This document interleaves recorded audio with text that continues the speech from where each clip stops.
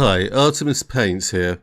I've been betting on midweek racing for 3 years at various bookies, and I haven't been gubbed for this.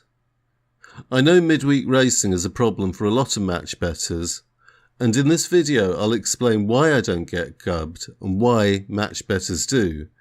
By the end of this video, you will have a simple method for picking horses, and these horses are likely to be popular with punters and they're unlikely to look suspicious to bookies.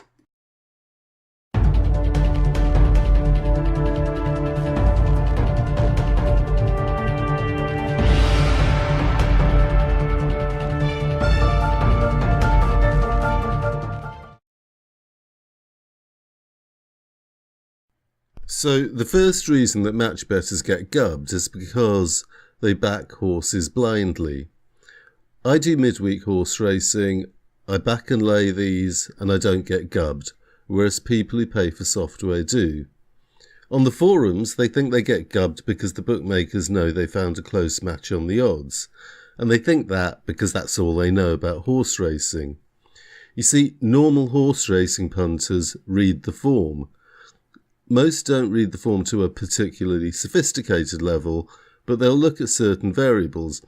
And I'm only going to show you one important variable, and that's it. I'll show you two variables actually, but you only need one. And you see, they don't treat a horse race like it's an alternative version of a roulette wheel. They choose horse racing because they believe they can beat the bookie by reading form. Now, how do I know that? Because a long time ago I was interested in horse racing and used to read the form. And in the betting shop, they used to have pages of the Sporting Life or Racing Post stapled to the wall.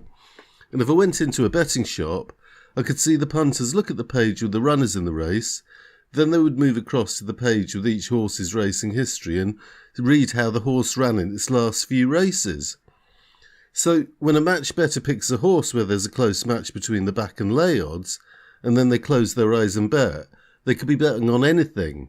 And if they end up betting on a third or fourth favourite with, lousy form in a low-grade race, it looks suspicious. And nearly all midweek races are low grades, so you have to be more careful.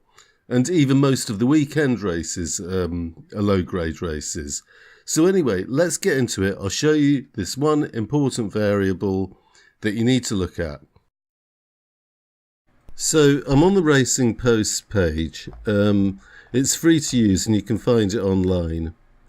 So the one important variable that I look for is whether a horse is a last time out winner. In other words, over the past 3 years of match betting, I have only backed horses that have won their previous race. So I will explain how to do that. So we'll look at this horse, Fondest. These numbers here are the horse's placings in consecutive order in its last few races. The most recent placing is on the right next to the horse's name. This is a 1.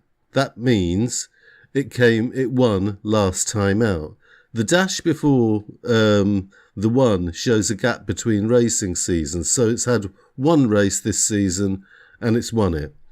And the D there, just for interest, means that the horse has won over today's distance. But the only thing you need to look for is the 1 next to its name. That's the first variable. The second variable is the horse must be in the favourite range. Although you get more money by using free bets on outsiders, you have to sacrifice a bit of money to avoid looking suspicious. Now, punters like last time out winners if they're first or second favourites. How do I know this?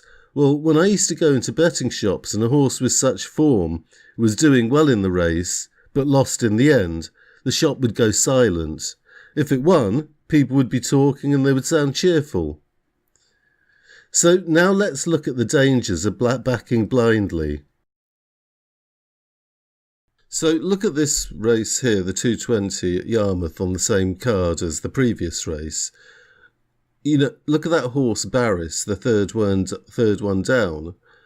If your software picked that one out as being a close match, it would look dead suspicious. And that's because there aren't any form figures. It's a novice stakes, and there are no form figures at all. It's never raced. And, if you ended up backing that horse, the bookmaker would question, well, why would you choose that horse? You don't know anything about it. It's never raced. And it's the same for the one at the bottom of the card, stakeholder.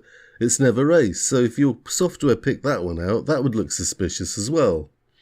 I mean, you could back the top one, Fanar, or the second one down, Mahaba, Milia, because they both got ones next to their name, so they're both last time out winners. So that's the danger of picking horses out blindly. So this is how I pick out horses if I have to bet midweek. I back last time out winners only, and I only back horses in the favourite range. And it's very simple to do. What I do is I pick a list of horses that fit that profile, and then I'll go to the exchange and see where I can find the closest match. So I don't just pick one horse and look for a match. I kind of, go through a few races, pick 3 or 4 races that seem kind of candidates for a back and lay, and then I kind of pick the one with the closest match. So it's really simple, and like I say, I've been doing this for 3 years, and I've never been gubbed. So if a bookmaker looked at all the horses I've ever backed over the last 3 years, they will all have a 1 next to the name, which means that I look as if I'm doing some kind of form reading to pick my horses, and they know that kind of form reading is a losing system anyway, so they'll be happy about that. And you might think, well, doesn't backing bad horses make you look like a mug? But not really, because a mug who bets on these types of horses would really stand out. I mean, most punters aren't anywhere near that muggy. And, a mug like that would probably be betting more often. He'd probably bet on every race on the card. However, the match better, doesn't bet much more than his qualifying bet and free bet. So a normal punter would be more choosy about which horses to bet on if he had just 2 bets a week. So, I mean, and even a kind of proper, mug who wouldn't make a special trip to the bookies to bet on, sort of a horse with absolutely no form in a low-class race. And they tell you that you can get 80% from your free bet on the software sites. And you can do this with their method because you're not looking for the odds, because you're looking for the odds first. With my method, you're looking for the horse that looks like that it'll be popular with the punters, and then you check if you can find a close match on the odds. So I do get a little less than 80%, but that's the price I'm willing to pay to avoid getting gubbed. So why don't they teach this on the odds matching sites? Well, I don't know for sure, but certainly there's no software required, and they may want you to feel as if you need that software. And also, it takes a little bit of work, and they're trying to make it as simple as possible.